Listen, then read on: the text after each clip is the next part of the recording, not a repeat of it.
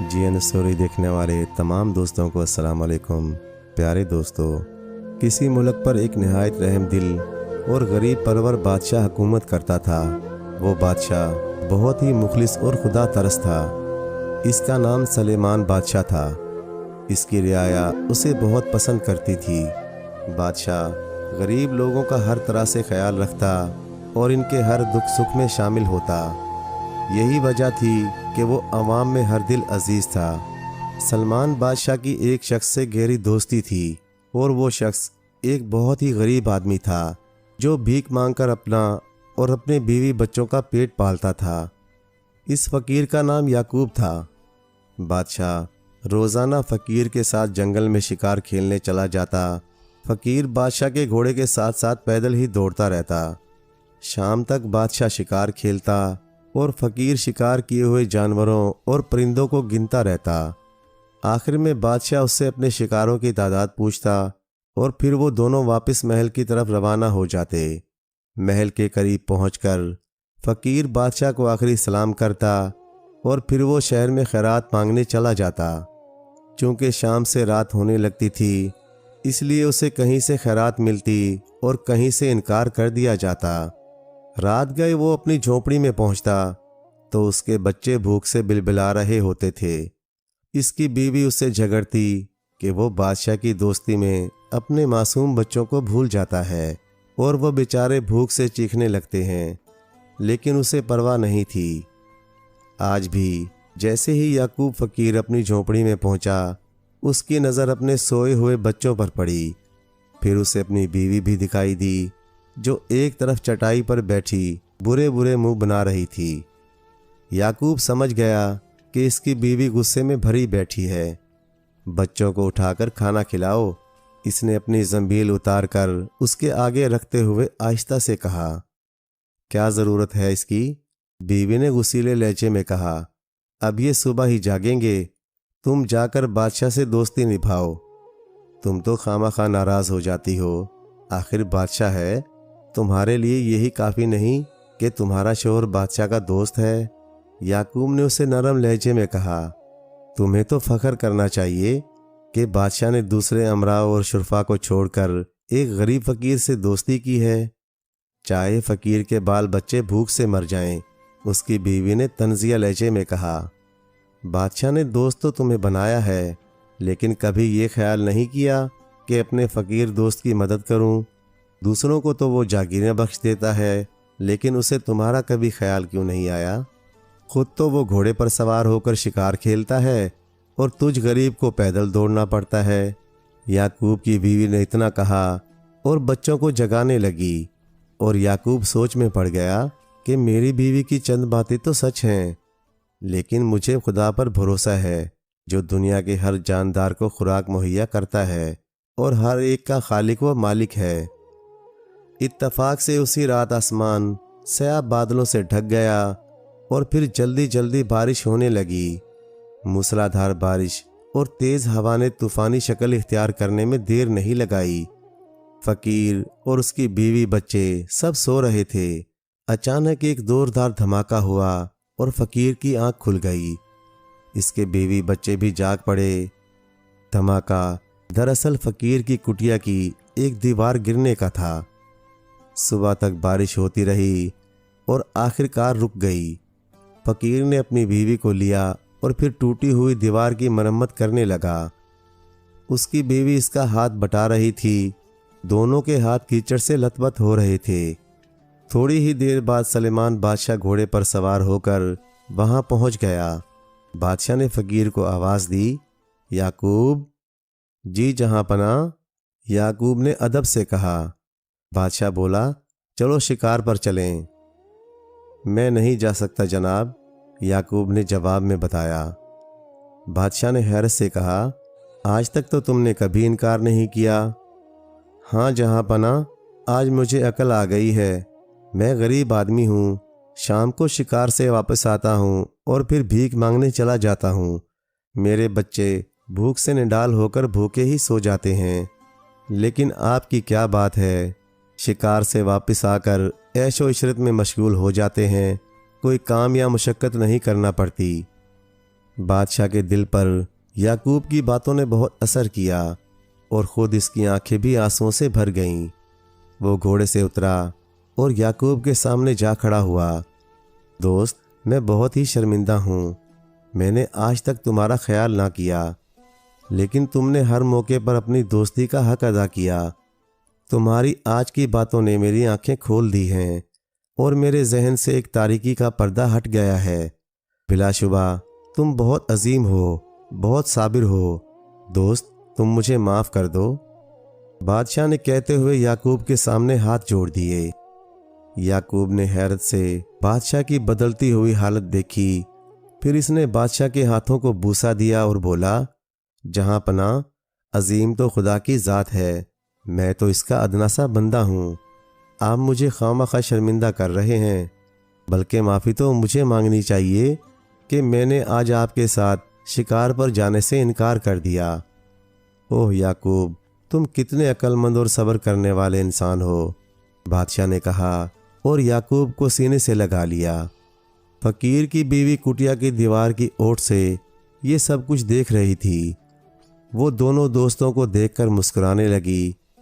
آؤ تم میرے ساتھ، بادشاہ نے یعقوب سے کہا اور پھر اسے اپنے پیچھے گھوڑے پر بٹھا لیا۔ اس نے گھوڑے کا رخ واپس شاہی محل کی طرف موڑ دیا۔ لوگوں نے دیکھا کہ ایک فقیر روزانہ ان سے بھیک مانگنے آتا تھا، کیچڑ میں لتھڑے ہوئے ہاتھوں کے ساتھ بادشاہ کے ساتھ بیٹھا ہوا محل کی طرف جا رہا تھا۔ لوگ بہت حیران تھے۔ بادشاہ یعقوب کو سیدھا اپنے محل میں لے گیا۔ پھر اس نے 2-3 غلاموں کو بلایا، جاؤ اور یعقوب کو شاہی پوشاک زیب تن کراؤ۔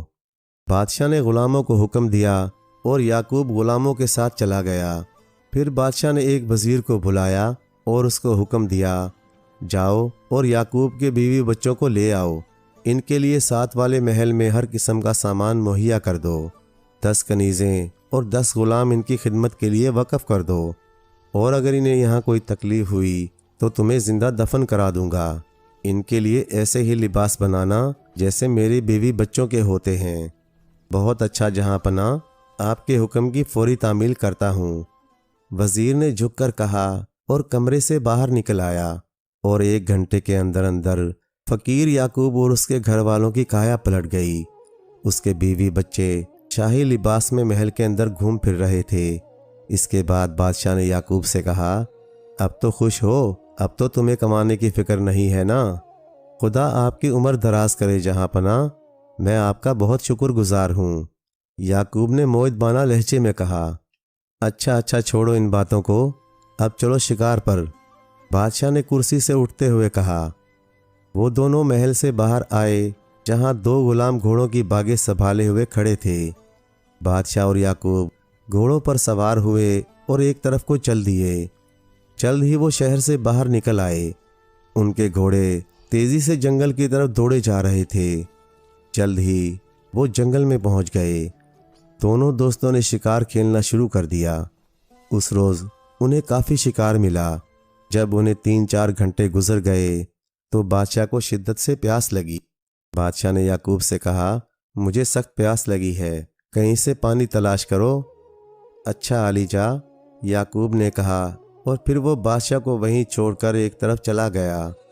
کافی دیر جنگل میں چکر لگانے کے بعد اسے ایک جگہ پانی مل ہی گیا۔ یہ ایک تالاب تھا جس کے گرد پتھر کی منڈیر بنی ہوئی تھی۔ پانی کو دیکھتے ہی یعقوب کی پیاس بھڑک اٹھی۔ اس نے گھوڑے سے اتر کر پانی میں ہاتھ ڈالا۔ پانی بہت شفاف اور ٹھنڈا تھا۔ یعقوب نے چلو میں پانی لیا اور جو ہی وہ پانی پینے کے لیے جھکا، اسے بادشاہ کا خیال آ گیا، جسے وہ پیاسا اور تنہا دور چھوڑ آیا تھا۔ اس نے دل میں سوچا کہ اگر میں پہلے پانی پی کر اپنی پیاس بجھا لوں تو یہ نمک حرامی اور خود غرضی ہوگی۔ پہلے میرے مالک کو اپنی پیاس بجھانی چاہیے، پھر میں پیوں گا۔ یہ سوچ کر اس نے پانی پینے کا ارادہ ترک کر دیا اور تالاب کے کنارے سے اٹھ کھڑا ہوا۔ اچانک اس کی نگاہ تالاب کے پتھریلے کنارے پر بنی ہوئی ایک تصویر پر پڑی۔ وہ حیران رہ گیا۔ وہ تصویر کسی لڑکی کی تھی جو شہزادی معلوم ہوتی تھی۔ یعقوب نے آج تک اس تصویر سے زیادہ خوبصورت لڑکی کہیں نہیں دیکھی تھی۔ نہ ہی اسے شاہی خاندان میں اس سے زیادہ خوبصورت شکل نظر آئی تھی۔ تصویر والی لڑکی بہت ہی خوبصورت اور حسین لگ رہی تھی۔ یعقوب نے سوچا کہ میرے پاس کوئی برتن تو ہے نہیں کہ بادشاہ کے لیے پانی لے جاؤں، اور اگر بادشاہ کو یہاں لے آیا تو وہ تصویر دیکھتے ہی اس تصویر والی لڑکی پر عاشق ہو بیٹھے گا۔ کسی طرح اس تصویر کو چھپایا جائے۔ یہ سوچتے ہی اس نے تالاب سے تھوڑی سی مٹی بھگوئی اور کیچڑ سا بنا کر تصویر پر اس طریقے سے لگا دیا کہ تصویر چھپ گئی۔ اس کام سے فارغ ہو کر وہ بادشاہ کو بلانے چل دیا۔ جیسے ہی وہ بادشاہ کے پاس پہنچا، بادشاہ نے اس سے پوچھا، کیوں بھائی، ملا پانی یا نہیں؟ میرے حلق میں تو کانٹے سے پڑ رہے ہیں۔ یعقوب نے ادب سے جواب دیا، پانی کا میں نے تالاب تلاش کر لیا ہے عالی جا، جو یہاں سے کچھ فاصلے پر ہے۔ میں آپ کو لینے چلا آیا۔ جلد ہی وہ تالاب پر پہنچ گئے۔ وہاں بادشاہ نے سیر ہو کر پانی پیا۔ یعقوب نے بھی اپنی پیاس بجھائی اور گھوڑوں کو بھی پانی پلایا۔ بادشاہ نے کہا، یعقوب، پانی بہت ٹھنڈا اور شیریں ہے، میرا خیال ہے کہ یہاں 1-2 گھنٹے گزارنا چاہیے۔ اچانک بادشاہ کی نظر اس پتھر پر پڑی جس پر کیچڑ بہت برا لگ رہا ہے۔ عالی جا، اس سے ہمیں کیا نقصان پہنچتا ہے؟ اگر کیچڑ لگا ہے تو لگا رہے۔ یعقوب نے گھبرا کر کہا، نہیں دوست، مجھے یہ اچھا نہیں لگتا۔ بادشاہ نے کہا، اور چلو میں پانی بھر بھر کر پتھر کی طرف اچھالنے لگا۔ یعقوب بکھلا گیا، لیکن اب وہ زبردستی تو بادشاہ کو اس سے نہیں روک سکتا تھا۔ بادشاہ جیسے جیسے پانی اچھالتا، کیچڑ ختم ہوتی جا رہی تھی، اور آخر اس میں سے ایک نہایت خوبصورت چہرہ برآمد ہوا۔ بادشاہ نے وہ تصویر دیکھی تو بادشاہ حیران رہ گیا۔ اس کے وہم و گمان میں بھی نہیں تھا کہ ویران جنگل میں تالاب کے کنارے اتنی خوبصورت لڑکی کی تصویر نظر آئے گی۔ ادھر یعقوب سوچ رہا تھا، لو اب تو یہ عاشق ہو گیا ہے اور اب اس کے لیے ضد بھی کرے گا۔ یعقوب، یہ تصویر والی لڑکی بہت خوبصورت اور حسین و جمیل ہے، میں اسے حاصل کیے بغیر واپس نہیں جاؤں گا۔ اور یعقوب کے ہاتھوں کے طوطے اڑنے لگے۔ وہ سوچنے لگا کہ بہت برے پھنسے، مجھ سے غلطی ہوئی کہ اسے یہاں لے آیا۔ عالی جا، پتہ نہیں کس بیوقوف نے یہ تصویر بنا دی ہے اور آپ سچ مچ اس پر عاشق ہو بیٹھے ہو، خدارا ہوش میں آئیے۔ یعقوب نے بادشاہ کو سمجھاتے ہوئے کہا، نہیں یعقوب، میں اس لڑکی کو حاصل کیے بغیر یہاں سے نہیں ہلوں گا۔ تم اگر میرا ساتھ چھوڑنا چاہتے ہو تو چلے جاؤ، مجھے تم سے کوئی شکوہ نہیں ہوگا۔ بادشاہ نے اپنا فیصلہ سناتے ہوئے کہا، یہ کیسے ہو سکتا ہے عالی جا کہ آپ یہاں جنگل بیابان میں رہیں اور یعقوب گھر میں جا کر نرم بستر پر لیٹے؟ میں بھی آپ کے ساتھ ہوں۔ یعقوب نے جوشیلے لہجے میں کہا، اب جب تک آپ خود ہی واپس چلنے کا نہ کہیں گے میں واپس نہیں جاؤں گا۔ مجھے تم سے یہی امید تھی یعقوب۔ بادشاہ نے اس کی کمر تھپکتے ہوئے ہنس کر کہا، جاؤ اب کھانے کا انتظام کرو، مجھے بھوک لگ رہی ہے، شام تک لوٹ آنا۔ یعقوب نے کہا، بہت بہتر عالی جا۔ پھر اس نے شاہی لباس اتار کر گھوڑے کی خرجین میں ڈالا، کیونکہ نیچے اس نے فقیروں کا لباس پہنا ہوا تھا، وہی لباس جو وہ پہلے پہنتا تھا اور بھیک مانگنے جایا کرتا تھا۔ اب چونکہ وہ کسی دوسرے ملک کی حدود میں تھے اور قریبی شہر سے اسے روٹی لانا تھی، اس لیے اس نے بھیک مانگنا بہتر سمجھا۔ اس نے گھوڑے کو لیا اور پھر شہر کی طرف روانہ ہو گیا۔ بادشاہ فقیر کے جانے کے بعد چادر بچھا کر وہیں لیٹ گیا اور پھر تصویر کی طرف رخ کر کے اسے دیکھنے لگا۔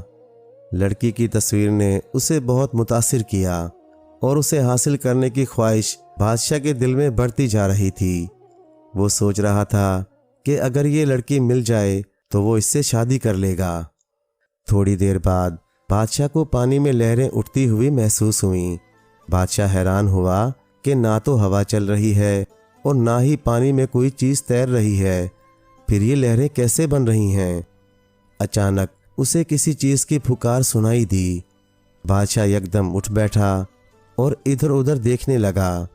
پھر اس کی نظر تالاب کے کنارے کی طرف اٹھ گئی۔ तालाब में से एक मोटा ताज़ा और लंबा अजदा निकल रहा था। इसके मुंह से शोले निकल रहे थे। जब वो अजदा पूरी तरह तालाब से बाहर निकल आया तो बादशाह हैरान रह गया, क्योंकि अजदा पूरा 20 फीट लंबा था और बादशाह ने इससे पहले इतना लंबा, मोटा, ताज़ा और खौफनाक अजदा कभी नहीं देखा था। बादशाह ने फौरन ही नयाम में से तलवार निकाली और खुदा का नाम लेकर अजदे पर हमला कर दिया। पहला ही वार कारगर साबित हुआ और अजदे के जिस्म के 2 टुकड़े हो गए। बादशाह ने फौरन ही दूसरा वार करके अजदे का सर तन से जुदा कर दिया। जैसे ही अजदे का सर तन से जुदा हुआ, अजदे के मुंह से एक बड़ा सा मोती निकलकर ज़मीन पर गिर पड़ा और इसके बाद अजदे के जिस्म के कटे हुए हिस्से अपनी हालत तब्दील करने लगे। 1 मिनट के बाद ही बादशाह के सामने अजदे के बजाय एक कद आदम देव की लाश पड़ी थी, जिसके 4 टुकड़े हुए पड़े थे। सर के बाल तो चंद एक थे, लेकिन इसकी खौफनाक आंखें अंगारों की तरह सुर्ख होकर चमक रही थीं। इसका मुंह भयानक अंदाज में खुला हुआ था और लंबे लंबे दांत बाहर निकले हुए थे। अचानक बादशाह की नज़र इस मोती पर पड़ी जो देव के मुंह से निकला था। बादशाह ने मोती उठा लिया। मोती अंडे जितना बड़ा था, लेकिन इस पर अब मिट्टी लग चुकी थी। बादशाह ने सोचा कि इस मोती को अपने ताज में लगवाएगा। ये सोचकर वो तालाब के किनारे पर आ गया ताकि मोती धो ले। जूं ही इसने मोती को धोने के लिए पानी में डाला, वो उछल पड़ा। बात भी हैरत की ही थी, क्योंकि जैसे ही इसने पानी में मोती डाला, पानी वहीं से इधर उधर हट गया और अब उस जगह सीढ़ियां नजर आ रही थीं। बादशाह बड़ा हैरान हुआ। बादशाह ने सोचा कि इस राज को भी हल कर लिया जाए। देखना चाहिए कि ये सीढ़ियां कहाँ जाती हैं। चुनाचा वो सीढ़ियों पर उतरने लगा। बादशाह समझ गया कि ये सिर्फ मोती की करामत है कि पानी रास्ते से ख़त्म होता जा रहा है। तकरीबन 20 सीढ़ियां उतरने के बाद बादशाह खुद को एक कमरे में पाकर बहुत हैरान हुआ। कमरा बहुत शानदार तरीके से सजा हुआ था। बादशाह इस कमरे से दूसरी तरफ निकला तो उसको मालूम हुआ कि ये एक महल है जिसमें कई कमरे बने हुए हैं और एक तरफ बड़ा वसी बाग है। बादशाह दूसरे कमरे में दाखिल हुआ और उसे एक बार फिर हैरान होना पड़ा, क्योंकि कमरे में सोने की एक मसेरी पर वही लड़की थी जिसकी तस्वीर बादशाह ने तालाब के किनारे पर बनी हुई देखी थी। लड़की शाहाना कपड़ों में मलबूस बहुत खूबसूरत लग रही थी। जो ही लड़की ने बादशाह को देखा, वो हंस पड़ी, लेकिन फिर वो फौरन ही रोने लगी। बादशाह दिल में सोचने लगा कि खुदा जाने के ये क्या राज है। यहाँ तो हर चीज़ हैरत अंगेज़ है। बादशाह ने लड़की को मुखातिब करके कहा, ए लड़की, तू कौन है और ये महल किसका है? लड़की रोते रोते खामोश हो गई। फिर वो बादशाह की तरफ देखकर कहने लगी, मैं तराबलिस्तान के बादशाह की लड़की हूँ। मेरा नाम शहजादी बानो है। ये महल एक आदमखोर देव का है। वो मुझे 2 साल पहले मेरे महल से उठाकर लाया था और अब मुझसे शादी करना चाहता है। वो देव अब कहाँ है? वो अब शिकार के लिए बाहर गया है। वो तालाब में से अजदे की शक्ल में निकलता है। बादशाह हंसने लगा। फिर इसने शहजादी बानो से कहा, अब तुम्हें घबराने की कोई ज़रूरत नहीं। मैंने इसको कत्ल करके उसकी लाश के टुकड़े कर दिए हैं। सच? शहजादी बानो ने खुशी से उछलते हुए कहा, हाँ, उसकी लाश अभी बाहर तालाब के किनारे पड़ी होगी। बादशाह ने उसे यकीन दिलाते हुए कहा, अच्छा, लेकिन तुम कौन हो? शहजादी ने बादशाह से पूछा। मैं करीबी मुल्क का बादशाह हूँ। मेरा नाम सलमान है। शिकार खेलते हुए मुझे प्यास लगी। मैं और मेरा दोस्त याकूब फ़कीर इस तालाब पर पहुँचे। फिर तालाब के किनारे पर तुम्हारी तस्वीर देखकर मैं तुम पर आशिक हो गया। जब मैंने अजदे को देखा तो उसे फ़ौरन कत्ल कर दिया। इसके मुंह से मोती निकला, जिसकी वजह से मैं तुम्हारे पास पहुंचने में कामयाब हो गया। बादशाह मुस्कुराते हुए तमाम वाक़यात बयान करने लगा। बादशाह ने तालाब के किनारे तलवार की मदद से एक गड्ढा खोदा اور اس میں دیو کی لاش دفن کر دی، اور اوپر سے اس نے گڑھے کو مٹی سے بند کر کے قبر سی بنا دی۔ اب اس کام سے فارغ ہو کر بادشاہ نے اپنا گھوڑا پکڑا اور پھر تالاب میں داخل ہو گیا۔ بادشاہ دل ہی دل میں خدا کا شکر ادا کر رہا تھا کہ اس کی اتنی جلدی خواہش پوری ہو گئی۔ وہ شہزادی بانو کو پا کر خود کو دنیا کا خوش نصیب انسان سمجھ رہا تھا۔ جب وہ دوبارہ محل میں شہزادی بانو کے پاس پہنچا تو شہزادی نے اس سے کہا، اب یہاں سے چل دینا چاہیے، میں اب آپ کے محل جانا چاہتی ہوں۔ میرے دوست یعقوب کو آ لینے دو، پھر یہاں سے جانے کا فیصلہ کیا جائے گا۔ اور پھر وہ سونے کی تیاری کرنے لگے، کیونکہ رات ہو چکی تھی اور بادشاہ بھی سارے دن کا تھکا ہوا تھا۔ دوسری طرف شام کے وقت تک یعقوب شہر میں بھیک مانگتا رہا۔ اس کے بعد وہ واپس چل دیا جہاں تالاب کے کنارے اس نے بادشاہ کو چھوڑا تھا۔ جب وہ تالاب پر پہنچا تو اچھا خاصا اندھیرا پھیل چکا تھا، لیکن تالاب پر بادشاہ کو نہ پا کر یعقوب کے ہوش اڑ گئے اور وہ سوچنے لگا کہ بادشاہ کہاں چلا گیا، کیونکہ اس کا گھوڑا بھی موجود نہیں تھا۔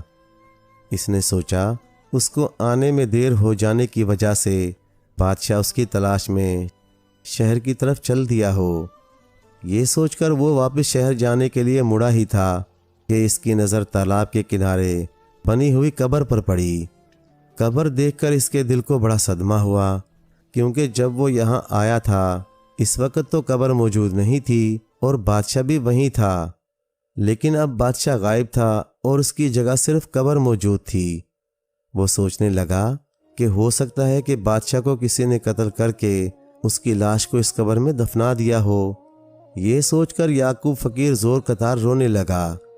اب وہ قبر سے لپٹ کر بین کر کے رو رہا تھا اور بادشاہ کو قتل کرنے والے کو گالیاں دے رہا تھا۔ رات دیر تک وہ قبر سے لپٹا روتا رہا۔ اس کے بعد اسے نیند آ گئی۔ جب صبح اس کی آنکھ کھلی، اس نے اٹھ کر نماز پڑھی اور بادشاہ کے حق میں اللہ تعالیٰ سے دعا مانگی۔ نماز سے فارغ ہو کر اس نے فیصلہ کیا کہ اب وہ گھر واپس نہیں جائے گا اور اپنی ساری عمر یہاں بادشاہ کی قبر کی مجاوری کرتے ہوئے گزار دے گا۔ یہ فیصلہ کرنے کے بعد وہ شہر کی طرف روانہ ہو گیا تاکہ پیٹ بھرنے کے لیے خیرات مانگ لائے۔ صبح دن چڑھے، بادشاہ اور شہزادی بانو بیدار ہوئے۔ ناشتے سے فارغ ہونے کے بعد بادشاہ نے شہزادی سے کہا، آؤ ذرا باہر چلیں، سیر بھی کریں گے اور یعقوب کو بھی لے آئیں گے۔ بیچارے یعقوب نے رات تالاب کے کنارے ہی گزاری ہوگی، نہ جانے وہ میرے متعلق کیا سوچتا ہوگا۔ شہزادی بانو اور بادشاہ تالاب سے باہر آئے، لیکن یعقوب کا دور دور تک کوئی پتہ نہ تھا، نہ جانے وہ آیا بھی ہے یا نہیں۔ بادشاہ نے دل میں سوچا اور پھر کافی دیر تک وہیں سیر کرتے رہے۔ شہزادی بانو نے بادشاہ سے پوچھا، یہ قبر کس کی ہے اور کس نے بنائی ہے؟ یہ اسی دیو کی قبر ہے اور میں نے اسے ہمدردی کے طور پر دفنا دیا ہے، بادشاہ نے ہنستے ہوئے کہا۔ شہزادی اس کی بات سن کر مسکرانے لگی۔ تھوڑی دیر بعد وہ دوبارہ تالاب کے نیچے محل میں پہنچ گئے۔ شہزادی نے خود ہی کھانا تیار کیا اور پھر دونوں نے مل کر کھانا کھایا۔ یہ اتفاق کی بات تھی یا قدرت کا کرشمہ؟ جب بھی بادشاہ اور شہزادی بانو تالاب سے باہر نکلتے، یعقوب فقیر بھیک مانگنے شہر گیا ہوا تھا، لیکن بادشاہ یہ سمجھ رہا تھا کہ یعقوب اس کو تلاش کرنے میں ناکام ہو کر واپس لوٹ گیا ہوگا۔ اس بیچارے کو کیا معلوم کہ بادشاہ تالاب کے کنارے پر بنی ہوئی تصویر والی شہزادی بانو کے ساتھ تالاب کے نیچے عالی شان محل میں قیام پذیر ہے۔ اس بات کو پورا ہفتہ گزر گیا۔ بادشاہ اور یعقوب کا کبھی ٹکراؤ نہ ہوا۔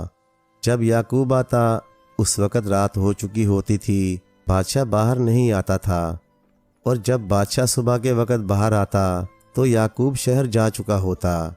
عجیب اتفاق تھا۔ ایک دن صبح کے وقت ابھی بادشاہ سو رہا تھا اور شہزادی بانو ناشتہ تیار کر چکی تھی۔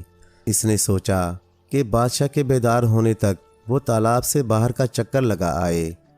چنانچہ اس نے بادشاہ کی جیب سے موتی نکال لیا، کیونکہ اس کے بغیر وہ تالاب سے باہر نہیں نکل سکتی تھی۔ تالاب سے باہر نکل کر وہ چہل قدمی کرنے لگی۔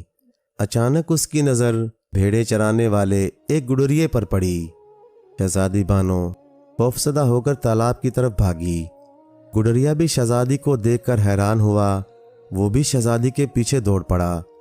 بوکھلاہٹ میں شہزادی کے ایک پاؤں کا جوتا وہیں رہ گیا، لیکن وہ اسے اٹھانے کے لیے واپس نہ مڑی بلکہ جلدی سے تالاب میں داخل ہو گئی۔ جب گڈریے نے شہزادی کو تالاب میں داخل ہوتے دیکھا کہ وہ اور تیزی سے دوڑا کہ کہیں شہزادی تالاب میں مر ہی نہ جائے، لیکن جب وہ وہاں پہنچا تو اسے تالاب میں پانی کے سوا کچھ دکھائی نہ دیا۔ اس نے سوچا کہ شاید شہزادی تالاب کے نیچے رہتی ہے، مجھے جا کر اپنے بادشاہ کو اطلاع دینی چاہیے۔ یہ سوچ کر وہ واپس جانے کے لیے مڑا، لیکن اچانک ہی اس کی نظر سنہری جوتے پر پڑی جو دن کی روشنی میں چمک رہا تھا۔ اس نے بھاگ کر جوتا اٹھا لیا۔ جوتا سونے کے تاروں سے بنا ہوا تھا اور اس میں قیمتی لال جواہر جڑے ہوئے تھے۔ گڈریا سمجھ گیا کہ یہ جوتا تالاب میں رہنے والی شہزادی کا ہی ہوگا۔ اس نے سوچا کہ جب وہ جوتا اپنے بادشاہ کو پیش کرے گا تو بادشاہ اسے انعام و کرام سے نوازے گا۔ چنانچہ اس نے اپنی بھیڑوں کو اکٹھا کرنا شروع کیا اور واپس شہر کی طرف چل دیا۔ شہر پہنچ کر اس نے بھیڑوں کو اپنے گھر پہنچایا اور خود بادشاہ کے دربار کی طرف چل دیا۔ ابھی بادشاہ دربار میں نہیں پہنچے تھے، دربانوں نے گڈریے کو اندر نہ جانے دیا۔ چنانچہ وہ دربار کے دروازے پر ہی کھڑا ہو گیا۔ اس نے سوچا جیسے ہی بادشاہ آئے گا یہ جوتا اسے میں پیش کر دوں گا۔ تقریباً 1 گھنٹے کے بعد بادشاہ اور وزیر وہاں آ پہنچے۔ جیسے ہی بادشاہ اپنے گھوڑے سے اترا، گڈریا بادشاہ کے قریب پہنچ گیا اور اس نے جھک کر بادشاہ کو سلام کیا۔ کیا بات ہے نوجوان؟ بادشاہ نے گڈریے سے پوچھا۔ جہاں پناہ، گستاخی کی معافی چاہتا ہوں، میں دراصل ایک جوتا آپ کی خدمت میں پیش کرنے آیا تھا، گڈریے نے کہا۔ گڈریے کی بات سن کر بادشاہ غصے سے لال پیلا ہو گیا اور غصیلے لہجے میں دھاڑا، کیا کہتا ہے گستاخ؟ تمہیں معلوم نہیں کہ تم کس سے بات کر رہے ہو؟ مجھے معلوم ہے عالی جاں، گڈریے نے کانپتے ہوئے کہا، اور پھر جیب سے سنہری جوتا نکال کر بادشاہ کے سامنے رکھ دیا۔ جو ہی بادشاہ کی نظر جوتے پر پڑی، وہ حیرت سے چونکا اور جوتا ہاتھ میں پکڑ کر اسے دیکھنے لگا۔ جوتا کافی خوبصورت اور قیمتی تھا۔ یہ تجھے کہاں سے ملا ہے؟ بادشاہ اب مسکرا کر اس سے پوچھ رہا تھا۔ یہ تو بہت قیمتی ہے عالی جاں، یہ مجھے جنگل میں ملا ہے، گڈریے نے کہا اور پوری داستان کہہ سنائی۔ کیا خیال ہے وزیر اعظم؟ بادشاہ نے پاس کھڑے ہوئے وزیر سے کہا۔ جوتا بہت قیمتی ہے عالی جاں، یہ یقیناً پرستان سے آیا ہے، وزیر نے جواب میں بتایا۔ وزیر اعظم، تم فوراً اس شہزادی کو حاصل کرنے کی کوشش کرو جس کا یہ جوتا ہے، وزیر نے ادب سے کہا۔ بہت بہتر عالی جاں، حکم کی تعمیل کی جائے گی۔ اس گڈریے کو 5 تھیلیاں اشرفیوں کی دے دی جائیں، بادشاہ نے دوسرا حکم دیا، اور گڈریا دل ہی دل میں خدا کا شکر ادا کرنے لگا۔ وزیر اعظم نے فوراً ہی وزیر خزانہ کو بلا کر گڈریے کو اشرفیاں دینے کا حکم دے دیا۔ اس کے بعد بادشاہ نے وزیر اعظم سے کہا، وزیر اعظم، جوتے کو دیکھ کر ہمارا دل قابو میں نہیں رہا، فوراً جوتے والی شہزادی کو حاصل کر کے میرے محل میں پہنچا دو، اس کے بغیر اب مجھے چین نہیں آئے گا۔ تمہیں 1 ہفتے کی مہلت دی جاتی ہے۔ بہت بہتر عالی جاں، میں آج ہی اس کے لیے کوشش شروع کرتا ہوں، وزیر اعظم نے احترام کے ساتھ کہا، اور بادشاہ دربار کے اندر داخل ہو گیا۔ بادشاہ کو دربار میں پہنچا کر وزیر اعظم خود اپنے محل کی طرف روانہ ہو گیا۔ محل میں پہنچ کر وہ سوچنے لگا کہ اب وہ کیا کرے، شہزادی کو تالاب میں سے کیسے نکلوائے، جبکہ گڈریے کے بیان کے مطابق تالاب پانی سے بھرا ہوا ہے، لیکن شہزادی تالاب میں نیچے اتر گئی تھی۔ یہ سوچتے ہی اچانک وہ اچھل پڑا، لیکن اچھلنے کی وجہ یہ نہیں تھی کہ اسے بھیڑ نے کاٹ لیا تھا، وجہ یہ تھی کہ اسے ان 4 مکار اور عیار عورتوں کا خیال آ گیا تھا جو ان دنوں پورے شہر میں اپنی چالاکی اور مکاری کی وجہ سے مشہور تھیں۔ وہ یقیناً اس کی مدد کر سکتی تھیں۔ وزیر اعظم نے تالی بجائی۔ فوراً ہی ایک غلام اندر داخل ہوا۔ کیا حکم ہے جناب؟ غلام نے ادب سے سر جھکا کر پوچھا۔ داروغے کو بلاؤ۔ فوراً وزیر اعظم نے اسے حکم دیا۔ غلام فوراً باہر کی طرف دوڑ گیا اور تھوڑی دیر بعد داروغہ آ گیا۔ تم جا کر ان 4 مکار عورتوں کو بلا لاؤ جن کی شہر میں دھوم مچی ہوئی ہے، وزیر اعظم نے اسے حکم دیا۔ بہت بہتر جناب، داروغے نے ادب سے سر جھکا کر کہا اور باہر نکل گیا۔ آدھے گھنٹے کے بعد داروغے نے آ کر کہا، حضور 4 عورتیں آ گئی ہیں، انہیں پیش کرو، وزیر اعظم نے کہا، اور داروغے نے تالی بجائی۔ فوراً 2 سپاہی 4 ہٹی کٹی لیکن بوڑھی عورتوں کو لے کر اندر داخل ہوئے اور پھر انہیں وہیں چھوڑ کر باہر چلے گئے۔ وزیر اعظم نے 4 کا جائزہ لیا۔ 4 عورتوں کے چہرے اور آنکھوں سے عیاری اور مکاری ظاہر ہو رہی تھی۔ وہ سب بوڑھی لیکن تجربہ کار نظر آ رہی تھیں۔ وزیر اعظم نے سرسری طور پر جائزہ لیا اور پھر ایک سے مخاطب ہوا، تمہارا نام کیا ہے اور تم کیا کام کر سکتی ہو؟ میرا نام زہرہ ہے اور میں بگڑے ہوئے کام سنوارنے میں ماہر ہوں، اس عورت نے جواب دیا۔ تم؟ وزیر اعظم نے دوسری کو اشارہ کیا، تم بتاؤ۔ میرا نام سورج مکھی ہے، میں بچھڑے ہوئوں کو ملاتی ہوں، دوسری عورت نے جواب دیا۔ پھر وزیر اعظم کے اشارے پر تیسری نے جواب دیا، میرا نام جنت ہے اور میں مکھن میں سے اس طرح بال نکال سکتی ہوں کہ مکھن ہاتھوں کو خراب نہ کر سکے، میرا نام حجن ہے، میں آسمان سے ٹکڑا کاٹ کر پھر اسے آسمان کے ساتھ اس طرح سی سکتی ہوں کہ زمانے کو محسوس نہ ہو، چوتھی نے بتایا، جو باقی تینوں کی نسبت زیادہ بوڑھی اور مکار نظر آ رہی تھی۔ وزیر اعظم بولے، بس تم میرے کام کی ہو، باقی تینوں جا سکتی ہو۔ وزیر اعظم کا حکم سن کر داروغے نے باقی تینوں کو واپس بھیج دیا۔ اب کمرے میں صرف وزیر اعظم، داروغہ اور بی حجن تھے۔ وزیر نے داروغے کو بھی باہر بھیج دیا۔ وزیر نے حجن کو پورا واقعہ کہہ سنایا اور سنہری جوتا بھی حجن کو دکھایا۔ اگر تم اس شہزادی کو حاصل کرنے میں کامیاب ہو گئیں تو تمہیں بہت زیادہ انعام و کرام دیا جائے گا، اگر ناکام رہیں تو تمہیں قتل کر دیا جائے گا۔ اگر تم اس شہزادی کو حاصل کرنے میں کامیاب ہو گئیں تو تمہیں بہت زیادہ انعام و کرام سے نوازا جائے گا، اگر ناکام رہیں تو قتل کر دیا جائے گا۔ مجھے منظور ہے جناب، انشاءاللہ میں کامیاب ہو جاؤں گی، حجن بی نے پر اعتماد لہجے میں کہا۔ وزیر نے کہا، ٹھیک ہے، میں چرواہے کو تمہارے ساتھ بھیجتا ہوں، وہ تمہیں تالاب دکھا دے گا۔ حجن بولی، ایک اور بات حضور، مجھے چند سپاہی بھی چاہیے، انہیں آج سے تیسرے دن تالاب کے ارد گرد چھپا دینا ہوگا۔ جب میں زور سے چیخ ماروں گی تو انہیں فوراً میرے پاس پہنچنا ہوگا اور میرے حکم کی تعمیل کرنا ہوگی۔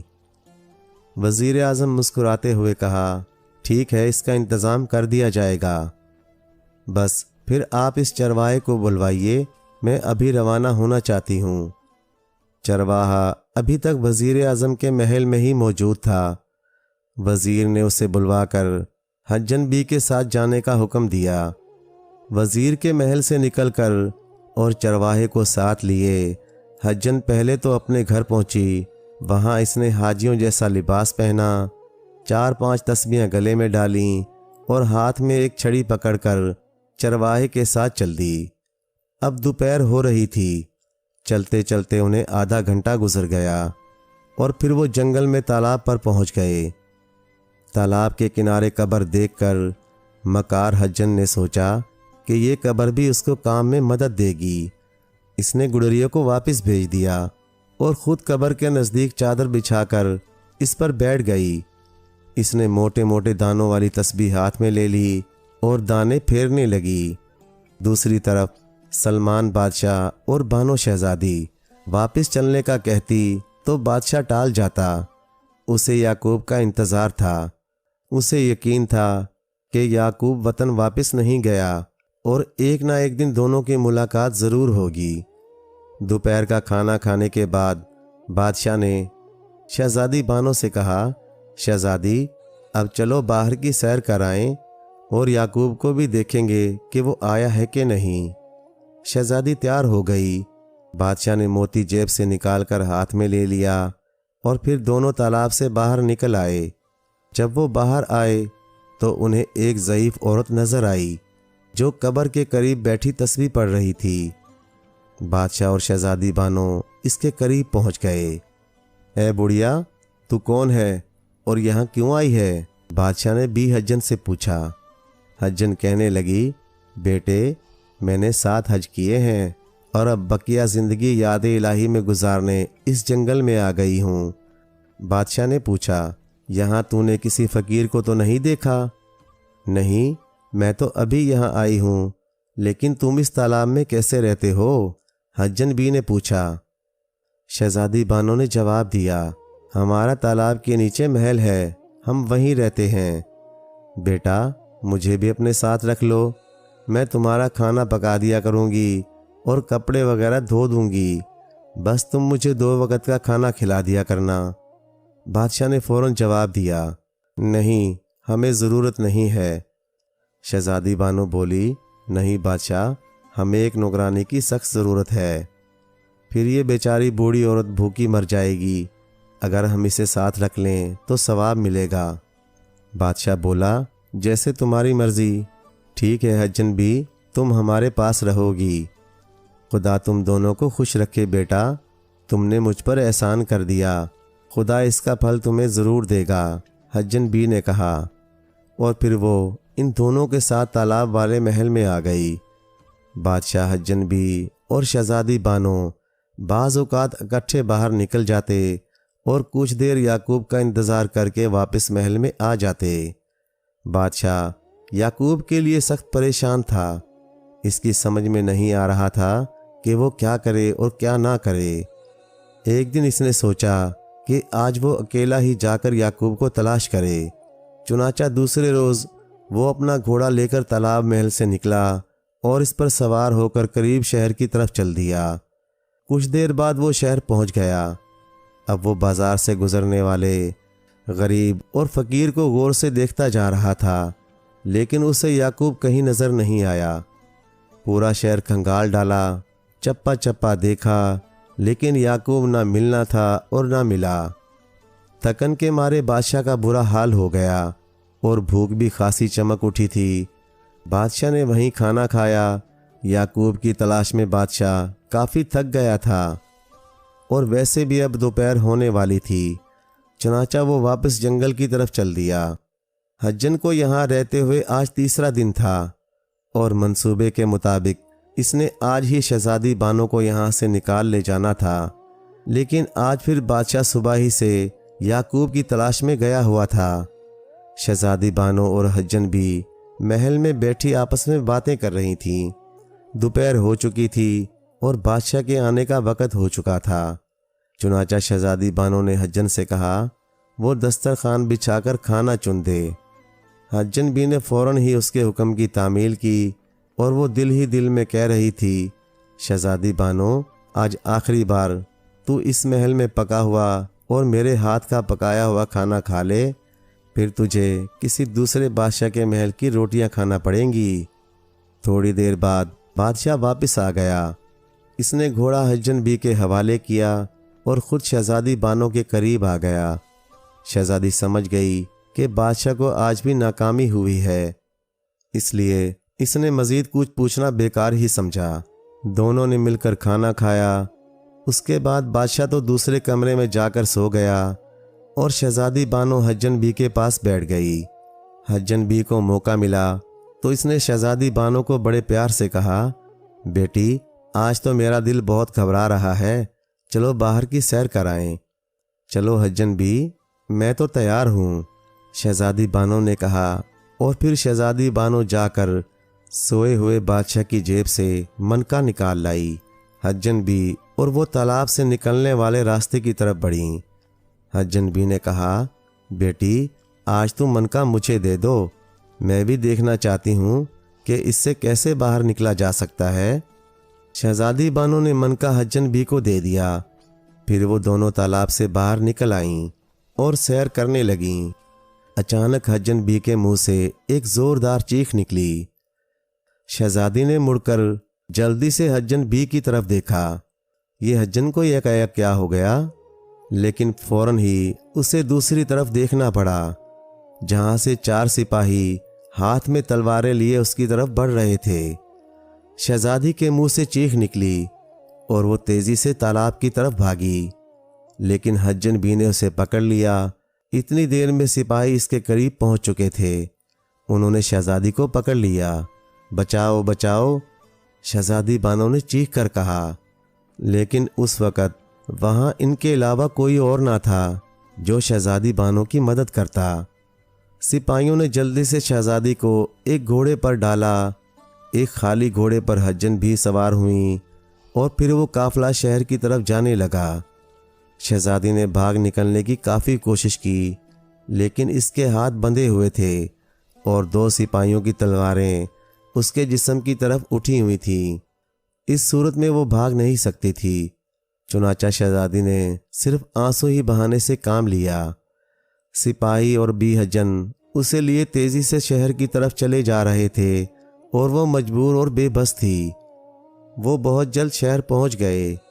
وزیر اعظم اور بادشاہ ان کا بڑی بے چینی سے انتظار کر رہے تھے۔ ایک سپاہی نے محل کے اندر اطلاع بھجوائی تو انہیں فوراً وہاں طلب کر لیا گیا۔ بادشاہ نے جب شہزادی بانو کو دیکھا تو وہ دیکھتا ہی رہ گیا۔ اسے شہزادی بانو بہت خوبصورت اور حسین لگ رہی تھی اور اس کے حسن نے بادشاہ کو کافی متاثر کیا۔ وہ بہت خوش ہوا۔ اس نے مکار عورت جو حجن بنی ہوئی تھی اس کو 5000 اشرفیاں انعام میں دیں اور وہ انعام لے کر چلی گئی۔ منکا بھی اس کے پاس تھا۔ اب بادشاہ نے وزیر اعظم سے کہا، تم اب آرام کرو، میں شہزادی سے اکیلے میں بات کرنا چاہتا ہوں۔ بہت بہتر عالی جا، وزیر اعظم نے کہا اور مسکرا کر باہر نکل گیا۔ اب بادشاہ شہزادی سے مخاطب ہوا، کیا تم یہاں آ کر خوش نہیں ہو؟ بادشاہ نے شہزادی سے مسکرا کر پوچھا۔ بالکل نہیں، شہزادی نے غصیلے لہجے میں کہا۔ کوئی بات نہیں، جلد ہی خوش ہو جاؤ گی، میں تم سے شادی کرنا چاہتا ہوں، بادشاہ نے کہا۔ ہرگز نہیں، میں اس پر موت کو ترجیح دوں گی، شہزادی نے کڑکتے ہوئے کہا۔ آہستہ بول گستاخ لڑکی، تمہیں معلوم نہیں کہ میں کون ہوں، بادشاہ نے گرج کر کہا۔ شہزادی نے غصے میں آ کر کہا، میں جانتی ہوں مغرور بادشاہ، لیکن میں تم سے ہرگز شادی نہیں کروں گی، یہ میرا آخری فیصلہ ہے۔ کیا تم شادی شدہ ہو؟ بادشاہ نے پوچھا۔ ہاں، میں تمہارے ساتھ والے دوسرے ملک کے بادشاہ کی ملکہ ہوں اور وہ جلد مجھے آزاد کرانے کے لیے تم پر حملہ کر دے گا۔ یہ تم بھی جانتے ہو کہ اس ملک کی فوج کتنی طاقتور اور جنگجو ہے، شہزادی نے اسے ڈراتے ہوئے کہا۔ بادشاہ بولا، میں صرف ایک شرط پر 1 ماہ کے لیے شادی کا فیصلہ ملتوی کر سکتا ہوں۔ شہزادی نے پوچھا، وہ کیا شرط ہے؟ بادشاہ بولا، اگر 1 ماہ کے اندر اندر تمہارا بادشاہ تمہیں لینے آ گیا تو میں تمہیں واپس کر دوں گا، ورنہ تمہیں مجھ سے شادی کرنا پڑے گی۔ شہزادی نے جواب میں کہا، مجھے منظور ہے، لیکن میری بھی ایک شرط ہے۔ ٹھیک ہے، بتاؤ، بادشاہ نے مسکرا کر کہا۔ شہزادی بولی، کل سے اس محل میں فقیروں کے لیے دن رات لنگر تقسیم ہوگا۔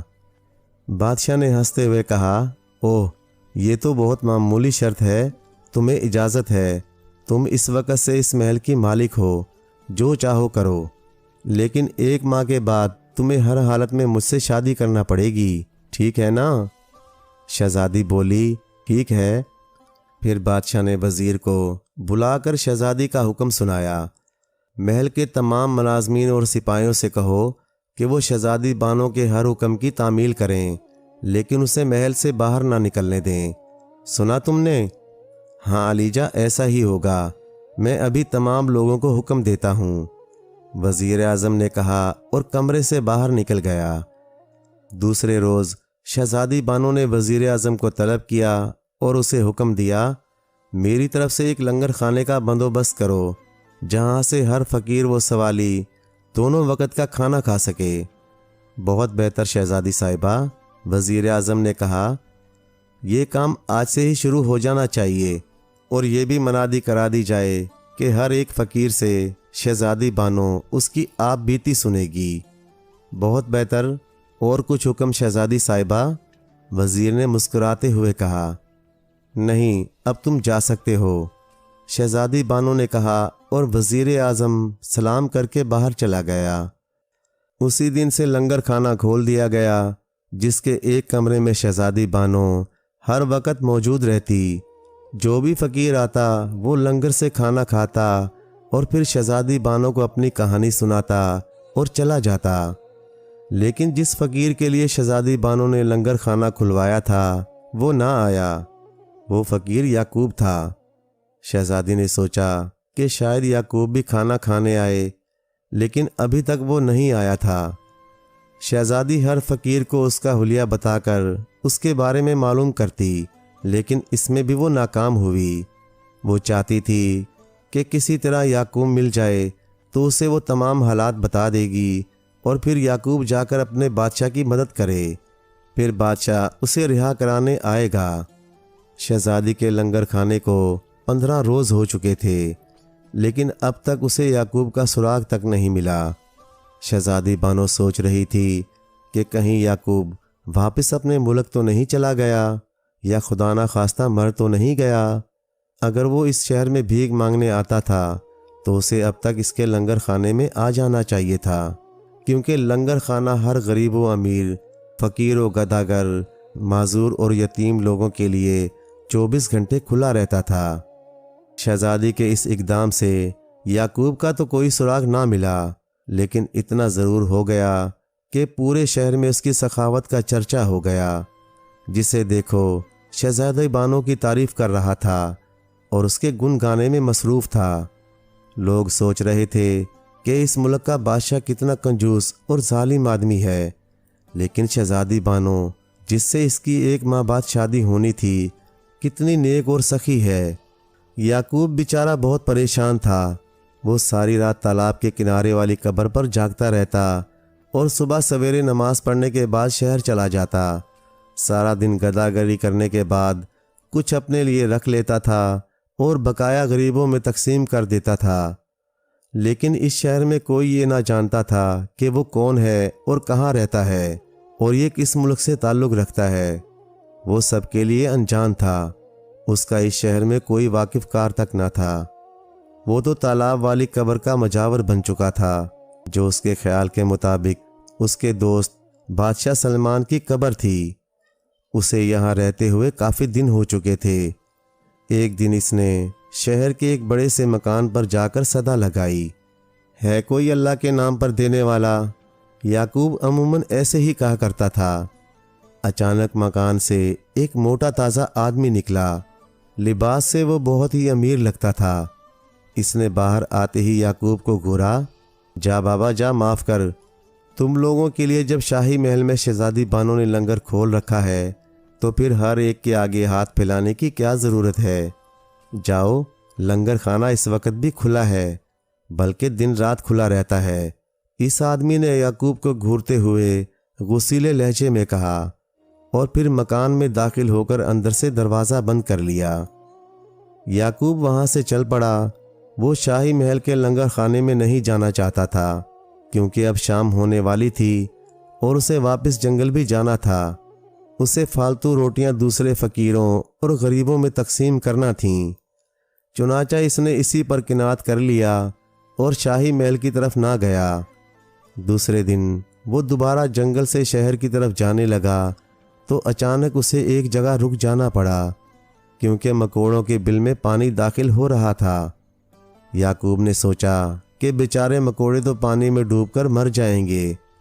چنانچہ اس نے تیزی سے آگے بڑھ کر کچھ مٹی اٹھائی اور پانی کے سوراخ پر بند باندھنے لگا۔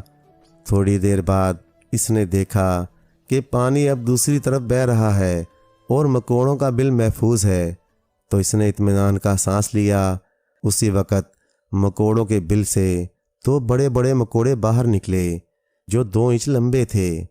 ان میں سے ایک مکوڑا، جو دوسرے سے ذرا بڑا تھا، یعقوب سے کہنے لگا، اے نیک دل انسان، میں مکوڑوں کا بادشاہ ہوں۔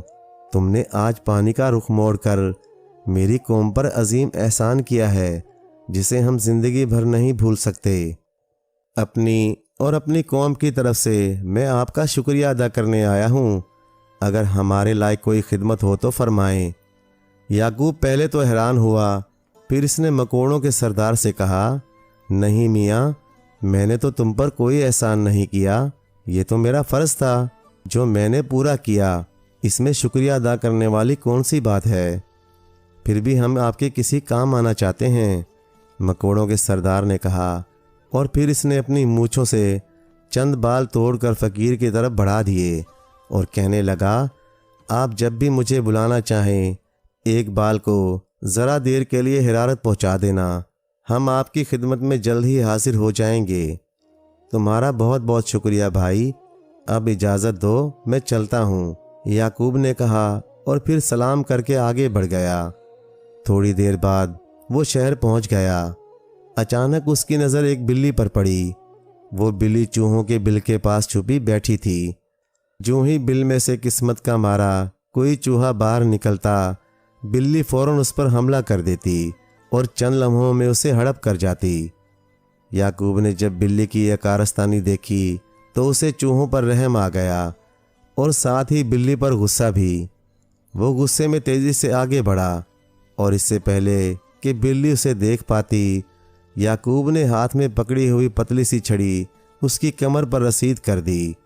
بلی فوراً ہی چیختی چلاتی ہوئی اور میاؤں میاؤں کرتی ہوئی وہاں سے بھاگ نکلی اور پھر مڑ کر واپس نہیں آئی۔ جب یعقوب نے بلی کو بھگایا تو چوہوں کے بل میں سے ایک چوہا دیکھ رہا تھا۔ وہ بلی کے چلے جانے سے بہت خوش ہوا اور فوراً دوبارہ بل میں چلا گیا۔ جب وہ دوبارہ بل میں سے نکلا تو اکیلا نہیں تھا، اس کے ساتھ ایک بہت ہی موٹا تازہ اور لمبا چوہا تھا جو تقریباً 1.5 فٹ کا تھا۔ دونوں چوہوں نے یعقوب کو سلام کیا۔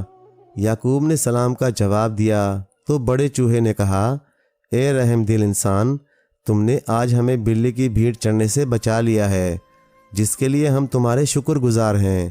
تم نے ہمیں بچا کر ہم پر بہت بڑا احسان کیا ہے۔ یعقوب ہنس کر بولا، میاں چوہے، میں تو ہر مظلوم کی مدد کرنا چاہتا ہوں۔ میں نے تم پر کوئی احسان نہیں کیا بلکہ خود پر کیا ہے، کیونکہ اللہ تعالیٰ رحم کرنے والوں کو ہی پسند کرتا ہے، اس لیے آپ کو شکریہ ادا کرنے کی ضرورت نہیں۔ شکر تو تم خدا پاک کا کرو جس نے آج تم سب کی جانیں بچا لیں، ورنہ بلی صاحبہ تو تم سب کو ہڑپ کر جاتی۔ بہرحال ہم آپ کے مشکور ہیں، ہمارے لائق کوئی خدمت ہو تو ارشاد فرمائیں، موٹے چوہے نے کہا۔ یعقوب نے فوراً ہی انکار میں گردن ہلا دی اور کہنے لگا، مجھے ایسا کوئی کام نہیں، تمہارا بہت بہت شکریہ۔ اچھا، بڑے چوہے نے کہا۔ پھر اس نے اپنی مونچھوں سے چند بال توڑ کر یعقوب کے حوالے کیے اور کہنے لگا، میں اپنی قوم کا سردار ہوں، آپ یہ بال رکھ لیں اور جب بھی ہماری ضرورت ہو ان میں سے ایک بال کو گرمی پہنچا دینا، ہم فوراً آپ کی خدمت میں حاضر ہو جائیں گے، ٹھیک ہے نا؟ چوہوں کے سردار نے مسکراتے ہوئے کہا اور یعقوب اس کی بات سن کر ہنس پڑا۔ بہرحال اس نے کہیں سے بھیک نہ مانگی اور سیدھا شاہی محل کے لنگر خانے میں پہنچ گیا۔ لنگر خانے کے نگران نے اسے بہترین کھانا پیٹ بھر کر کھلایا اور پھر یعقوب سے کہنے لگا، میاں اب شہزادی بانو کے پاس چلو، وہ تم سے کچھ باتیں کریں گی، اس کے بعد تمہیں شام کا کھانا کھلا کر روانہ کر دیا جائے گا۔ یعقوب یہ سن کر بڑا حیران ہوا اور پھر نگران کے ساتھ شاہی محل کے ایک کمرے کی طرف چل دیا۔ جب وہ نگران کے ساتھ کمرے میں داخل ہوا تو سامنے اسے شہزادی بانو ایک زرنگا تخت پر بیٹھی دکھائی دی۔ شہزادی بانو کو دیکھتے ہی یعقوب کو حیرت کا جھٹکا لگا، کیونکہ جس شہزادی کی تصویر وہ آج تک تالاب کے کنارے دیکھتا چلا آ رہا تھا، وہی شہزادی اس کے سامنے بیٹھی تھی۔ ادھر شہزادی کی نظر جب یعقوب پر پڑی تو وہ بھی یعقوب کو بادشاہ کے بتائے ہوئے حلیے کی وجہ سے پہچان گئی۔ نگران یعقوب کو وہاں چھوڑ کر باہر چلا گیا۔ آپ کا نام؟ شہزادی بانو نے حیرت اور خوشی سے ملے جلے لہجے میں پوچھا۔ یعقوب، याकूब ने हैरान होकर बताया। तो शहजादी फौरन ही तख्त पर से उठी और भाईजान कहती हुई याकूब से लिपट गई। याकूब बौखला गया। उसे इस बात की तवक्को बिल्कुल न थी कि शहजादी बानो उसे भाई कहेगी और गले लग जाएगी। शहजादी बानो इसके गले लगी सिसकियां ले रही थी और याकूब हैरान व परेशान खड़ा सोच रहा था कि कहीं शहजादी बानो को कोई गलत फहमी तो नहीं हो गई, क्योंकि इसकी इस दुनिया में कोई बहन नहीं थी और फिर एक शहजादी इसकी बहन कैसे हो सकती है। आखिर इसने अदब से कहा, शहजादी साहिबा, आपको गलत फहमी हुई है। मैं तो एक गरीब फ़कीर हूँ, मेरा शाही ख़ानदान से क्या ताल्लुक़। शहजादी बानो अलग होकर मुस्कुराने लगी। इसकी आंखों में खुशी के आंसू थे। इसने कहा, भाई याकूब, तुम सलमान बादशाह के साथी हो ना? याकूब ने चौंक कर उसकी तरफ देखा और फिर एक ठंडी आह भर कर कहने लगा, हाँ, कभी मैं सलमान बादशाह का अदना खिदमतगार था, लेकिन अब मैं इस दुनिया में अकेला रह गया हूँ। अल्लाह ताला ने सलमान बादशाह को मुझसे छीन लिया है। अब तो उसकी कब्र पर मजावरी कर रहा हूँ। नहीं याकूब भाई, सलमान बादशाह मरे नहीं बल्कि जिंदा हैं। शहजादी बानो ने मुस्कुराते हुए कहा और याकूब उछल पड़ा। वो हैरत से शहजादी को घूरने लगा। नहीं नहीं, वो मर चुके हैं। उनकी कब्र उसी तालाब के किनारे पर है जहाँ वो आपकी तस्वीर देखकर आप पर फिदा हो गए थे और आखिर वहीं उन्होंने जान दे दी। याकूब ने अफसुर्दा लहजे में कहा। लेकिन शहजादी बानो बोली, आप नहीं जानते, वो तालाब के नीचे एक महल में मौजूद हैं। वो कब्र तो दरअसल एक द्यो की है जिसके कब्जे में मैं थी और बादशाह ने उसे कत्ल करके उसकी लाश वहीं दफना दी थी। ओह, सच कह रही हैं? याकूब ने खुशी से पागल होते हुए कहा। शहजादी बानो बोली, हाँ, मैं सच कह रही हूँ। मैं तुम्हें पूरी कहानी सुनाती हूँ। फिर शहजादी बानो ने शुरू से लेकर आखिर तक के वाक़यात याकूब को सुना डाले। याकूब खुशी खुशी उसकी कहानी सुन रहा था कि उसे बादशाह के ज़िंदा होने की खबर सुनकर बहुत खुशी हुई और इसका दिल चाह रहा था कि वो उड़कर तालाब के महल में बादशाह के पास जा पहुँचे, जो इतना अरसा उसकी खातिर वहाँ ठहरा रहा और आखिर मौजूदा मुसीबत से दो चार हो गया। जब शहजादी बानो अपनी कहानी ख़त्म कर चुकी तो याकूब ने अपने वाक़यात बयान किए। अब बादशाह को कैसे वहाँ से निकाला जाए? शहजादी बानो ने फ़िक्रमंद लहजे में कहा। याकूब ने पूछा, अल्लाह भला करेगा, वो मनका अब है कहाँ? वो उसी मकार औरत हज्जन बी के पास है। अच्छा, मैं अब जाकर उसे तलाश करता हूँ और मनका हासिल करने की कोशिश करूँगा, चाहे मुझे इस मकार औरत को कत्ल ही क्यों ना करना पड़े। याकूब ने उठते हुए कहा और फिर शहजादी को सलाम करके वहाँ से चला आया। शहर आकर वो हज्जन बी का मकान तलाश करने लगा। काफ़ी देर फिरने और जुस्तजू करने के बाद इसने हज्जन बी का मकान ढूंढ ही निकाला। इसने दरवाजे पर जाकर सदा लगाई, कुछ अल्लाह के नाम पर दे दे बीबी। चंद मिनट के बाद वो मकार हज्जन दरवाजे पर आई। याकूब ने देखा कि वो मनका जिसके मुतालिक शहजादी बानो ने बताया था, इस वक्त हज्जन बी के गले में एक डोरी के साथ लटका हुआ था। हज्जन बी झुककर याकूब का कासे में रोटी डालने लगी तो याकूब ने कहा, बीबी, अल्लाह के नाम पर देना है तो ये मनका दे दो। हज्जन ने जब ये सुना तो उसका चेहरा गुस्से से सुर्ख हो गया। वो गुस्से में आकर याकूब को गालियां देने लगी। फिर इसने तेजी से दरवाज़ा बंद कर लिया। याकूब भी गालियां सुनकर गुस्से में आने के बजाय मुस्कुराता हुआ एक तरफ चल दिया। अब शाम होने वाली थी। इसने एक खुली जगह जाकर चूहों के सरदार की मूंछों का एक बाल निकाला और फिर उसे आग में जलाकर गर्म करने लगा। अभी उसे बाल गर्म करते हुए एक ही मिनट गुजरा था कि अचानक कहीं से चूहों का सरदार निकलकर उसके सामने पहुंच गया और कहने लगा, कहिए जनाब, बंदा हाजिर है। याकूब ने सारा माजरा उसे कह सुनाया और कहा, मैं किसी तरह वो मनका हासिल करना चाहता हूँ। चूहों के सरदार ने कहा, आज रात मनका आपको मिल जाएगा, आप फिक्र ना करें, मैं अभी बंदोबस्त कर देता हूँ। फिर उसने वहीं खड़े खड़े 3 बार चीख मारी 1 منٹ کے بعد ایک طرف سے 15 موٹے تازے چوہے نکل کر ان کے پاس پہنچ گئے۔ بھائیوں، چوہوں کے سردار نے ان کو مخاطب کیا اور پھر تمام حال بتا کر انہیں منکا حاصل کرنے کا حکم دیا۔ سردار کا حکم سن کر وہ سب چوہے حجن بی کے مکان کی طرف ہو لیے۔ دوڑتے دوڑتے وہ حجن بی کے مکان پر پہنچ گئے۔ مکان کے اندر گھس گئے۔ حجن بی ایک کمرے میں پڑی سو رہی تھی۔ جب چوہوں نے دیکھا کہ منکا کہیں چھپا دیا ہوگا، چنانچہ وہ تینوں کمروں میں منکا تلاش کرنے لگے۔ چوہوں نے مکان میں موجود ایک ایک چیز دیکھ ڈالی، کپڑوں کو کتر کتر کر ان کا ستیہ ناش کر دیا، پھر لفافوں کو بھی اپنے نوکیلے دانتوں سے کتر ڈالا کہ کہیں کسی لحاف میں ہی نہ چھپا دیا ہو۔ گھی کے ڈبوں میں سوراخ کر دیے، لوہے کی پتلی پتلی چادروں سے بنے ہوئے ٹرنکوں اور چمڑے کے سوٹ کیسوں تک کو کاٹ ڈالا، لیکن انہیں کہیں منکا نہ ملا۔ انہوں نے حجن بی کے پہنے ہوئے کپڑوں کی تلاشی بھی لے ڈالی، مگر بے سود ناکام رہے۔ ان چوہوں میں ایک چوہا کانا اور ایک گنجا تھا۔ وہ دونوں ذہین اور شرارتی تھے۔ ان دونوں نے مل کر سوچا کہیں یہ مکار عورت یہ منکا اپنے منہ میں چھپا کر نہ سو رہی ہو۔ چنانچہ دونوں نے فیصلہ کیا کہ ایک چوہا حجن کی ناک میں دم داخل کرے گا، اس طرح حجن بی کا منہ کھل جائے گا، اور اگر اس میں منکا ہوا تو دوسرا فوراً ہی نکال لے گا۔ چنانچہ کانا چوہا احتیاط سے سوئی ہوئی حجن کے چہرے پر چڑھ گیا اور دوسرا گنجا چوہا اس کی گردن کے قریب بیٹھ گیا۔ اچانک کانے چوہے نے اپنی دم حجن بی کی ناک میں داخل کر دی۔ حجن بی کا منہ فوراً ہی کھل گیا اور وہ تکلیف سے بلبلانے لگی۔ گنجے نے جب اس کے کھلے ہوئے منہ میں منکا دیکھا تو اس نے فوراً ہی جھپٹا مارا اور منکا اٹھا کر منہ میں ڈال لیا۔ پھر اس نے جلدی سے حجن بی کی زبان کو بھی کاٹ ڈالا اور چھلانگ لگا کر چارپائی سے نیچے اتر گیا۔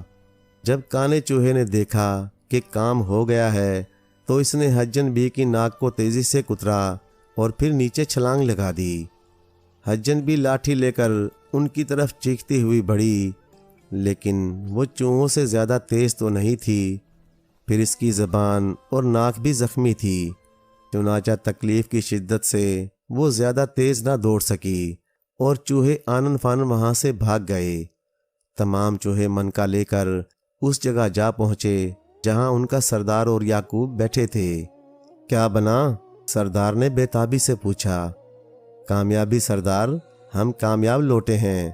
کمبخت بڑھیا نے منکا اپنے منہ میں چھپا رکھا تھا، گنجے چوہے نے منکا سردار کو دیتے ہوئے کہا۔ یعقوب منکا پا کر بہت خوش ہوا۔ وہ سوچ رہا تھا کہ اب وہ اپنے آقا اور دوست کو دوبارہ دیکھ سکے گا۔ اب اسے جلدی سے تالاب کی طرف روانہ ہو جانا چاہیے۔ ادھر سلمان بادشاہ بے چینی سے تالاب محل میں زندگی کے دن گزار رہا تھا۔ شہزادی بانو اور حجن بی کو غائب ہوئے 16-17 دن ہو چکے تھے، اور ان تمام دنوں میں بادشاہ کو کسی وقت بھی چین نہ تھا۔ وہ ہر وقت اداس اور پریشان رہتا۔ پہلے تو اس کا دوست یعقوب جدا ہوا، اور اب شہزادی بانو بھی نہ جانے کہاں چلی گئی۔ اسے سمجھ نہیں آ رہی تھی کہ شہزادی خود گئی ہے یا کوئی اسے زبردستی اٹھا کر لے گیا۔ کیا وہ ساری عمر اسی محل میں گزارے گا، کیونکہ اس کے پاس منکا بھی نہیں جس سے وہ تالاب سے باہر نکل سکتا۔ گزشتہ راتوں کی طرح اس رات بھی اسے نیند نہ آ سکی اور وہ سوچ میں مصروف رہا۔ دوسری طرف جب یعقوب خوشی سے جلدی جلدی تالاب پر پہنچا اور اس نے منکا پانی میں ڈالا تو پانی ایک طرف ہٹنے لگا اور اس کی جگہ سیڑھیاں نظر آنے لگیں۔ یعقوب بہت حیران ہوا۔ وہ سیڑھیاں طے کر کے نیچے محل میں پہنچ گیا، اور پھر عالی شان محل کو دیکھ کر اس کی آنکھیں پھٹی کی پھٹی رہ گئیں۔ لیکن اسے اپنے دوست بادشاہ سلیمان سے ملنے کی جلدی تھی، چنانچہ وہ محل کا ایک ایک کمرہ دیکھنے لگا۔ چوتھے کمرے میں اسے ایک آدمی پلنگ پر لیٹا ہوا دکھائی دیا۔ یعقوب سمجھ گیا کہ یہی بادشاہ سلیمان ہے، چنانچہ وہ تیزی سے آگے بڑھا۔ بادشاہ سلیمان جو سوچ میں مصروف تھا، آہٹ سن کر چونک اٹھا اور اٹھ کر بیٹھ گیا۔ پھر جوں ہی اس کی نظر یعقوب پر پڑی، وہ دوڑ کر اس کی طرف بڑھا اور پھر دونوں دوست گلے لگ گئے۔ दोनों की आंखों में खुशी के आंसू थे। बादशाह ने याकूब से पूछा, कहाँ रहे भाई? मैं तुम्हारे इंतज़ार में रहकर खुद भी मुसीबत का निशाना बन गया हूँ। याकूब ने मुस्कुराते हुए कहा, आपका इरशाद हो तो बयान करूँ? तकल्लुफ़ात को छोड़ो, जल्दी सुनाओ। बादशाह ने बेचैन अंदाज में कुर्सी पर पहलू बदलते हुए पूछा। याकूब ने अपनी कहानी सुनाई। फिर इसने शहज़ादी बानो की दास्तान और यहाँ तक पहुँचने का किस्सा कह सुनाया। याकूब की ज़बानी तमाम हालात सुनकर बादशाह को बहुत दुख हुआ। चुनांचा सलेमान बादशाह ने फ़ौरन ही एक ख़त इस मुल्क के बादशाह के नाम लिखा जिसके पास शहज़ादी बानो थी। ख़त कुछ इस तरह था, तुम्हें मालूम हो कि तुमने मेरी मलका को अगवा करके एक बहुत बड़ा जुर्म किया है जो तुम जैसे बादशाह के शायाना शान ना था। बहरहाल मैं फिर भी तुम्हारी नादानी पर माफ़ी देता हूँ। तुम फ़ौरन ही मेरी मलका शहज़ादी बानो को मेरे मुल्क भेज दो, वरना मेरी फ़ौजें तैयार हैं। फिर इसने ख़त याकूब को पकड़ा दिया और कहने लगा, तुम जाओ और ये ख़त बादशाह को पहुँचा दो। वापसी जवाब भी ले आना और शहज़ादी बानो से भी मिलते आना और उसे तसल्ली भी दे देना। याकूब बादशाह के साथ तालाब से बाहर निकला और शहर की तरफ रवाना हो गया। बादशाह वहीं ठहर कर उसका इंतज़ार करने लगा। दोपहर के वक़्त याकूब वापस आया तो उसका चेहरा खुशी से चमक रहा था। इसने हाथों में पकड़ा हुआ एक लिफाफा सलेमान बादशाह को दे दिया। सलेमान बादशाह ने लिफाफा खोल कर पढ़ा। लिखा था, जनाब, मैं गुस्ताखी की माफ़ी चाहता हूँ, लेकिन चूँकि मेरा शहज़ादी से 1 माह तक का वादा था कि सलेमान बादशाह यानी आपका इंतज़ार करूँगा, इसलिए मैंने शहज़ादी को यहाँ कोई तकलीफ़ नहीं होने दी। वो आपकी अमानत है और मैं उसे सिपाहियों के एक दस्ते के साथ कल सुबह आपके मुल्क रवाना कर दूँगा। आप बेफिक्र रहें, आज उसके एजाज़ में एक बहुत बड़ी दावत दी जा रही है। बादशाह ख़त पढ़कर बहुत खुश हुआ और फ़ौरन ही याकूब को रवानगी का हुक्म दे दिया। चुनांचा दोनों दोस्त एक ही घोड़े पर अपने मुल्क रवाना हो गए। रात गए वो अपने मुल्क में पहुँचे तो लोग खुशी से शाही महल की तरफ दौड़ पड़े क्योंकि उनका गुमशुदा बादशाह वापस आ गया था। रातों रात लोगों ने खुशियाँ मनाना शुरू कर दीं और हर तरफ घी के चिराग जलने लगे। शाही महल के अफराद भी बादशाह की आमद पर बहुत खुश हुए। हर तरफ खुशी की शादियाने बजने लगे, शहनाइयाँ गूंज उठीं।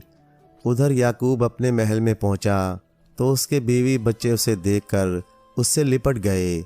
सबकी आंखों में खुशी के आंसू थे। दूसरी सुबह और भी खुशगवार साबित हुई। दोपहर के वक़्त शहज़ादी बानो सिपाहियों के एक दस्ते के साथ शाही महल पहुंच गई। सिपाहियों को बादशाह ने इनाम व कराम उनके बादशाह के लिए तोहफे तहाइफ देकर वापस भेज दिया। दूसरे रोज़ शहज़ादी बानो और सलमान बादशाह की शादी बड़े धूमधाम से हो गई और तमाम रियाया बहुत खुश हुई।